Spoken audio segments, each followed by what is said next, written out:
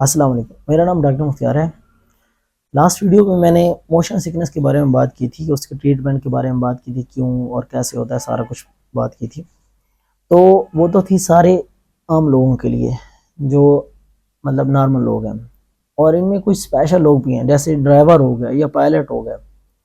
اگر ان کو motion sickness ہے پھر تو مسئلہ ہوگا، وہ تو دوائیاں بھی نہیں لے سکتے۔ اگر وہ دوائیاں بھی لیں گے تو ان سے ان کو نیند آ جائے گی۔ اگر ایک پائلٹ کو نیند آ جاتی ہے، ڈرائیور کو نیند آ جاتی ہے، پھر تو مشکل ہو جائے گی۔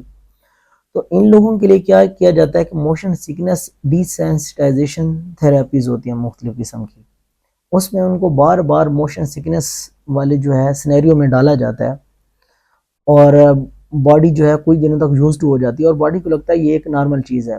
مطلب ایک چیئر ہوتی ہے، اس کو الگ الگ ڈائریکشن میں گھمایا جائے گا، اور اس سے اس کو موشن سکنس والی جو ہے وہ فیل آئے گی۔ تو مختلف دنوں تک یہ ڈیفرنٹ ٹائپس کی تھراپیز چلتی رہتی ہیں۔ پھر ان کو آگے پیچھے بھاگنا، فزیکل ایکسرسائز ہوتی ہیں الٹی الٹی، تاکہ ان کو محسوس ہو کہ وہ موشن سکنس والی سٹیٹ میں ہے، ان کی باڈی کو لگے کہ وہ موشن سکنس بیماری نہیں ہے، یہ ایک نارمل چیز ہے۔ تو کچھ دنوں تک جو بار بار ایک چیز ہوتی رہتی ہے باڈی کے ساتھ، تو اس کو لگتا ہے یہ ایک نارمل چیز ہے۔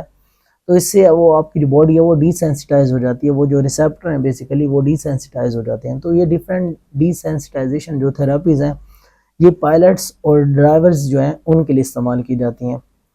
تو انشاءاللہ نیکسٹ ویڈیو میں ہم بات کریں گے جو ہے ڈوگ بائٹ کے بارے میں۔